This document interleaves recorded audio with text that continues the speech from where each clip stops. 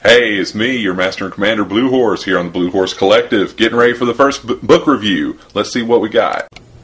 Well, here's my collection, or at least part of it. It's probably about a third of what I actually own.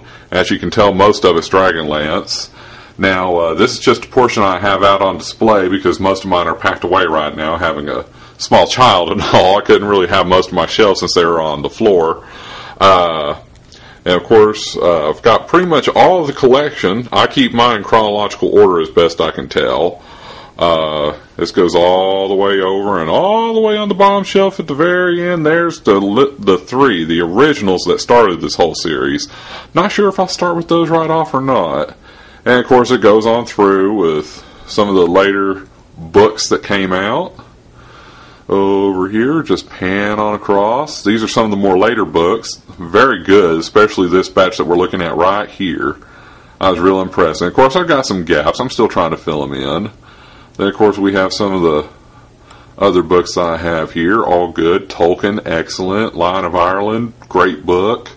Here's some of my hardcovers. Of course, most of those are Dragonlance. Warlord, that was an excellent book. And then several others, some of them from my childhood here, like some of these Dungeons & Dragons Pick Your Path. Those were fun. I still pick those up now and then just for a laugh. Spellsong Cycle, we'll definitely do that. A couple of my wife's books here, although I've read them myself and I enjoyed them too. And of course, I've even got more up here on the top. Anne Rice, and a few others. Now, what are we going to pick? Well, let's try to find that out. You know what? I know it's kind of stereotypical, and I told myself I wasn't going to do that. But I think we're going to start our first book review on Dragons of Autumn Twilight. This, of course, being the first book written in the series that kicked off the entire thing. I had originally thought that I would start chronologically and work my way forward, something that most people don't do, but I think given what my scam is here for the next couple videos, we'll just do the original three and then we'll move on to the chronological. Not that I'm going to be concentrating strictly on Dragonlance for all this, but hey, let's see what happens. Alright, I know this video is a little bit rough. I'm going to do the best I can. Now, of course, like I said before, we're going to be previewing the first book that started the entire Dragonlance series. That's Dragons of Autumn Twilight. Now, this book was originally written as it was going to be simply a companion series. Not even a series, it was just going to be the one single book as a teaser to go with the game set. They didn't expect it to have a lot of sales, and they thought, well, we'll put a book with it, it'll be a gimmick, and we'll sell a few more, and if it lasts a month, we've done good. So they recruited two of the game designers, Margerete Weis and Tracy Hickman, had them team up and just basically compile a basic story. They weren't even aiming for anything that was going to be... Well, they weren't shooting for it to be on the bestsellers list, but lo and behold, it did. Now, let me see. I believe that this was published initially in 1984. Yes, it was. So it's only about 3 years younger than I am, so it's been a while it's been around for a long time. See, I'm getting tongue twisted even in high definition. Now,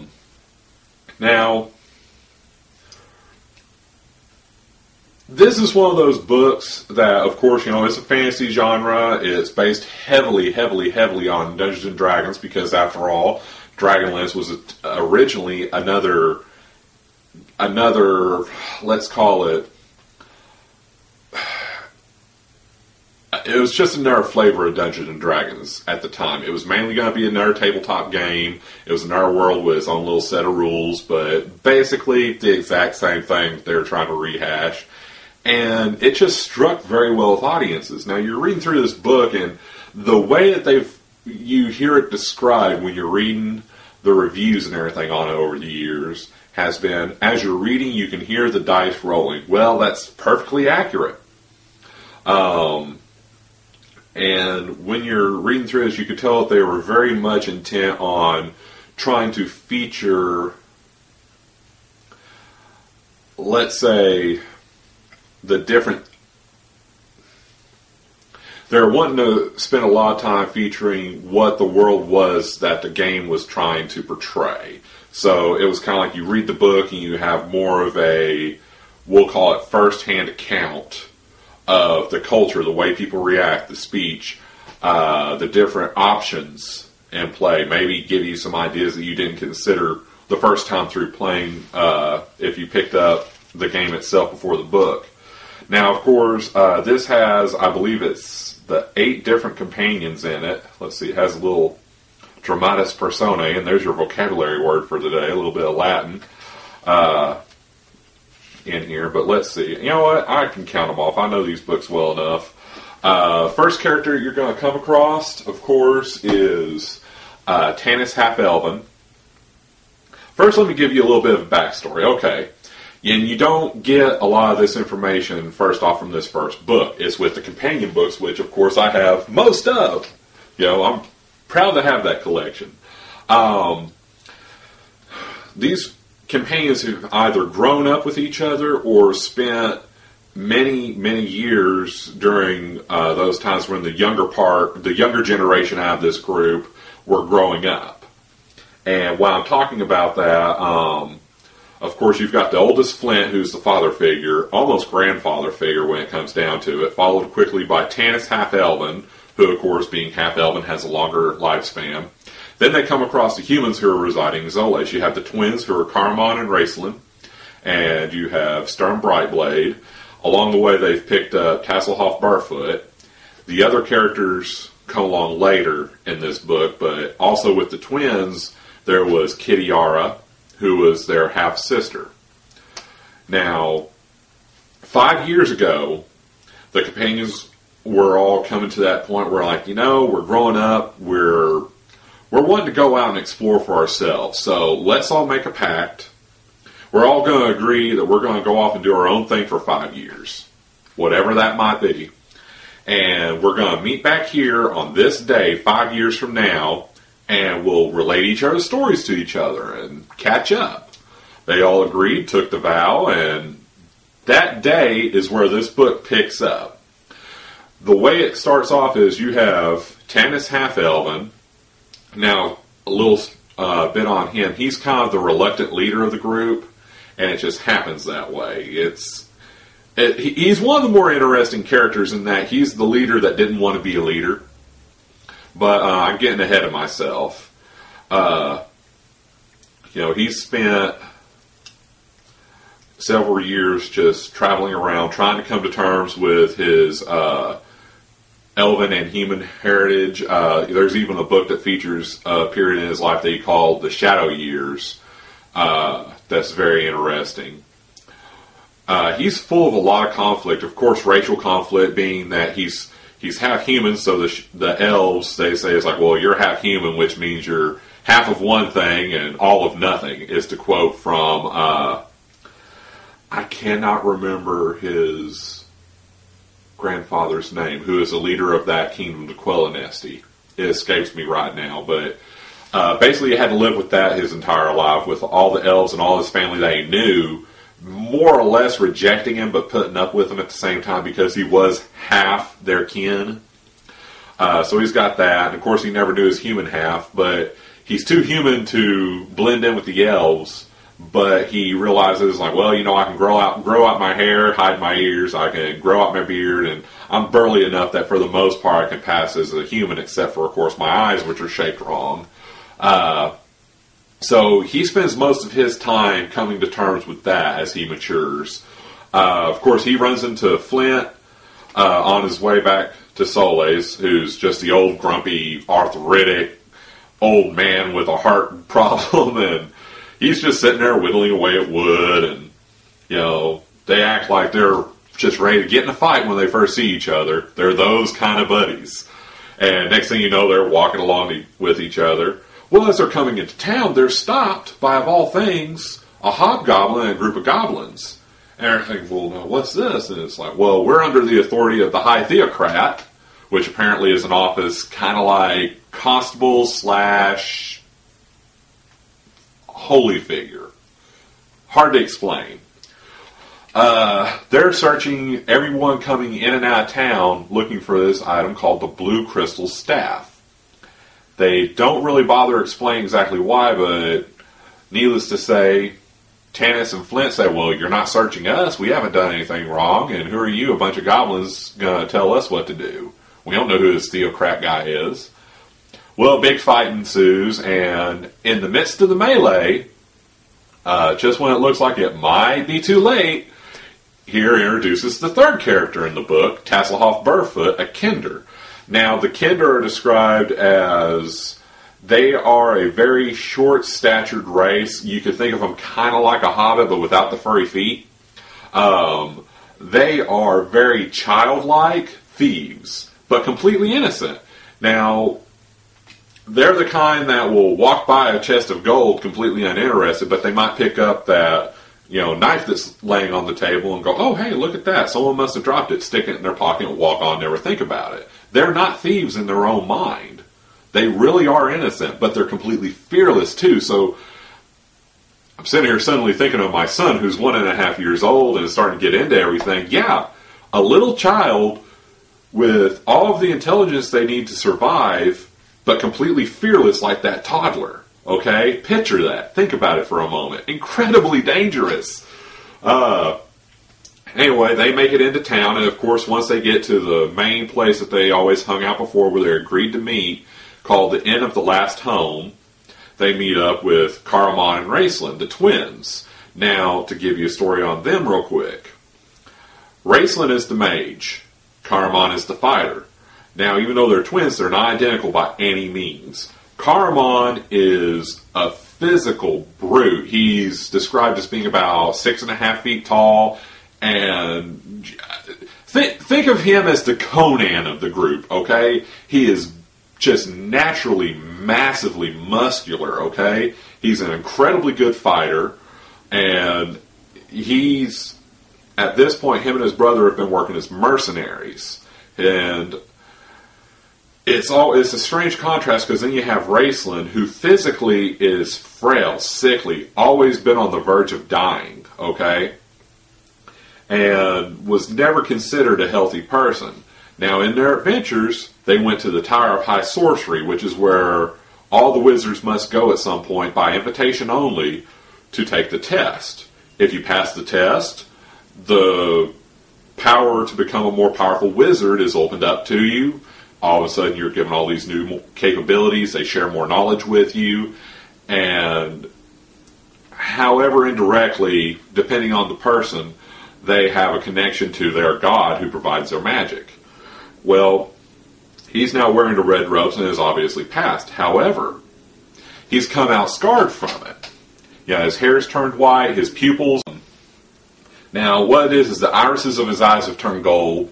The pupils are shaped like hourglasses. That's a specific curse given to him. And the way he sees the entire world is in a constant state of decay. Here's an example. You are sitting at a table with this fella. You look up and you see his barmaid, and you think, whew, boy, look at that woman. She's great. Now, you're seeing a beautiful woman. He looks up at her, and he gets that brief glimpse of what she actually looks like, and instantly sees her start aging, dying, decaying, floating away as dust, before it snaps back to the regular image. It even describes later in the books about how he can look at a mountain range and he'll see it wither away into nothing. Because everything in some way, whatever the length of time, does die, does disappear, does just cease to be as you understand it. Mountains wither away, so do people. That's all he sees. So he has no concept of beauty. He has a vague memory of what it was like. So that kind of explains a little bit of why his attitude is like it is. Now, of course, also to add to how shocking his image is now, of course, the white hair when he used to have brown, because the test itself put such a shock on his body. But you don't find out until later on in other books that one of the things that happened to him to change his appearance, because he has golden metallic looking skin, is he actually survived a fireball by counteracting the spell with some ways that I'm not even going to get into because I'll ruin some other books. And, that further changed his appearance. So he's sitting in the corner, hacking up a lung because he just about can't breathe. His health is destroyed at this point. We're talking about, getting up and going up a couple flights of stairs or walking for any long period of time just does it for him. He's constantly coughing up blood. He really reminds you of someone with tuberculosis, like a Doc Holliday kind of character, but without the great sense of humor. He's very bitter towards everybody. Although there are some hints along the way that he still has compassion. Just not where you would expect to see it. And of course, that's where it's the twins mirror each other so much. One is the epitome of health, and generally thought of as rather dull-witted. But you find out later, well, he's just quiet. He's a thinker. Raistlin does all the thinking. My job's to take care of Raistlin. He'll get us out of this. That's his mentality behind it. It's a very symbiotic relationship. Raistlin needs him physically. He has no way around it. But at the same time, now that he's passed the test, slowly he's starting to gain this power that he's won. And he's very ambitious. He spends the rest of the series looking for power. And that's all I can tell you about without giving away even more. Of course, the next character you're introduced to is Tika Whalen. I believe I'm saying that correctly. She, of course, is a barmaid that works there that everyone remembers being this young girl that the innkeeper took in who is an orphan and a thief. That's never really elaborated on in the books. And, of course, Caramont's completely infatuated with her instantly. There's a lot of boobs in Dragonlance. Let me put it to you that way. Because they're constantly talking about, oh, she's a very curvy, lovely woman, and she's got boobs. And then you'll be moving on later on. It's like, oh, when she came in and she's so beautiful and the light was reflecting off of her red hair and she set down the mugs and, of course, Carmen was looking at her. Boobs! And it's just constantly stressing the fact that these boobs are right in your face the whole time. More characters that are introduced, of course, are... you've got Riverwind, who's a plainsman, and you've got Goldmoon, who is the chieftain's daughter. They've both run away from their village. Now, I'm going to explain the plainsmen real quick. It's very obvious with the way they're written that they're Caucasian, because this is a very Middle Ages setting, okay? Medieval times. However, the plainsmen are the ones who have never given up the nomadic hunter-gatherer, sheep-herding culture. Although, being that these two are from the place called Kyushu, it's the only permanent settlement for that group of people of the plainsmen. I think they said there's something like 10 tribes, and each one has one permanent settlement, and everyone else is just nomadic in that area. That's more or less decided, it's like, well, I won't cross over this hill, you don't cross over this hill, or we'll have a war with each other. A lot like the Native Americans were several years ago, except much more peaceful. They're left kind of shady. We don't really know who they are. One other character that's introduced, of course, is the wizard Fizzband, who's often on the other side of the main room in front of a fireplace, and he's telling stories to people, and he starts telling stories about the old gods. Oh, well, this is forbidden because, you see, I think it's 300 years into a cataclysm. The gods have been gone, and now this is all considered myth. It'd be like someone sitting down in the middle of Western Sizzling and starts telling stories about the Greek gods to all the kids, Greek mythology. Everyone goes, oh yeah, those were fun stories, but, we may not necessarily heard that story before, but we're not going to believe it. Well, lo and behold, the High Theocrat, whose name I can't remember, burst in and says, oh, you're telling illegal stories, and all these people are under arrest. Well, they said, well, that's not going to happen, and of course, big fight ensues. I got ahead of myself real quick. Of course, now Kitiara, the half older sister of the two twins, she was the one who was supposed to show up. She didn't. Who does show up with Riverwind and Goldmoon is Stern Brightblade. He brought them along. He more or less charged himself. Was like, oh, hey, you come with us. And he is descended from the Knights of Salamnia. So he's very noble born, but his family escaped what was essentially a peasant uprising against the nobility. They're kind of like the storming of the Bastille in France, to compare it to something in history. This video is going a lot longer than what I thought. I got more to say than I thought. I'm going to hurry up and move this along. Basically, that sets up the gist of it. So you've got these 8 people. You've got Flint, Tanis, Tasselhoff, Caramon, Raistlin, Sturm, Goldmoon, Riverwind, and now you have Fizzban, who is this mysterious old man who's coming along with them. And he is the... It's kind of hard because it's kind of between Tasselhoff and him on who's really the clown, the comic relief. Because Fizzban is completely befuddled. He's a senile old man.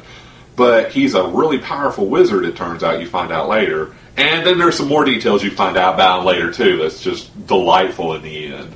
But, the fight ensues, and, I can't remember exactly what it was that happened. I don't remember exactly how it happened. It's escaping me. But anyway, the Theocrat winds up burning his hands. He thrust his hands into the fire to cleanse himself of something. Something to do with the old gods, who he's saying they don't work, because he's a charlatan, of course. And Tasselhoff, in the midst of this fight, grabs the staff that Goldmoon's carrying. It looks like just a piece of oak wood, just an old ratty staff. And picks it up and whacks the Theocrat with it. And all of a sudden, his hands that have been burned are healed. Well, then all of a sudden, Tass looks down. He's holding this sapphire staff, this blue crystal staff. So now, as if nothing was bad enough already, you've basically beat up who is considered the preacher / constable of the place, caused a fight in the middle of the inn. Now they're all going, "That's the staff! Get him!" Then one of the best lines that's said in the entire series is the one that really it's the moment that everything kicks off for the series. "Quick, let's go through the kitchen." So they escape through the kitchen, and then it's the rest of the book is them running from the authorities as far as the people looking for that blue crystal staff, finding out the other things going on with the war that's kicking up. And it turns into a flight to see who can find the gods first, because 2 gods have revealed themselves. Goddesses, actually. You have the dark goddess, Tychisus, or I believe that's how to say it. It's one of the convoluted words. You wonder where they come up with it. And she is more or less the devil figure, okay? She's the devil figure bringing sexy back. Sorry, I just showed my geek a little. And then there's the other goddess, the goddess of healing, Mishakal. And it's this whole quest to go find the disc of Mishakal, which are supposed to have information, and what's more or less contained there was the brief Bible for each and every one of the gods in the pantheon. And after that, it becomes, it's like, well, now that we've done this, we just got asked to do this quest. Well, now we've done this quest, now we got to do this quest. And what do you mean there's dragons again? These things were just legend. They're not supposed to be real. Well, you didn't think that the gods were real, and they turn out that they're around now too. Shut up, we didn't like those details. Go back to our simple life. It's not going to work that way. Chaos has happened now. It's hit the fan, and whether they like it or not, they're stuck in this adventure. And it's going to continue to grow as time goes on. I'm going to leave it at that. Do I recommend this book? I do. But with the reservation, you got to realize, one, the time period, because where you like it or not, you can be reading a book, watching a movie, and you can tell about the time that book or movie was written, just because the style's a little bit different. And this one's starting to show its age. It's about 30 years old. Wait a minute, I'm about 30 years old. Oh. Anyway, I don't like it. So understand that. 1, it's getting to be an older book. It's classic. 2, it was written as a companion to a game. They weren't going for New York bestseller, even though, wow, look, hey, it's a New York bestseller. But when you're reading it, the description's perfect. You can hear the dice rolling. You can tell what they were saying, here's something else you can do with this game, and it'll be fun. It's not the best put together story, but it's a fun read. And because of that, I'm giving it I'm going to say I'm going to give it 4 out of 5 because I believe they could have done better with style, but for what their intent was at that time, it's great. And I believe you'll have a good time reading it. Without giving anything that's a real spoiler, I mean, I set up the characters for you. I gave you a little bit of back information to make it easier to start on this book, because my only real complaint is that even though it's interesting enough to hold your attention, there's a lot of traveling, there's a lot of things that you run into, and without the back information that you get later on from the other books, it's kind of hard to get a grasp on this world, because it is on a massive scale. It's epic, even though it was intended to only be one book. Now, next book review I do, I'm going to shoot for being about this time. It'll be right around Halloween, either the end of October or early November. I'll plunge into the next book, which is going to be Dragons of Winter Night, if you want to read ahead and see if you agree. Or just sit around and wait and see what I think about the next book. I think you'll be pleased. Until then, as always, this is your Master and Commander Blue Horse. I hope you enjoyed this first book review. I know it's rough, and I'm doing the best I can. Unfortunately, the video editor that I put on this little laptop over here, it just kind of pootered out. It's not going to work. So, yeah, gotta find something new for that. Maybe you have a suggestion for me. That'd be good. But until then, I think we'll just keep things like they are, and I'll do the best I can with a little YouTube editor there. It's nothing bad. It's just a little, we'll call it unusual. Maybe it's just me because I've not done it in so long and everything's so much different. I remember it was just 2 VCRs, play and record. And you know what? You don't care about that, so I'm just going to sign off. Have a good day. Hope you enjoyed it. Stay tuned. Movie review is next.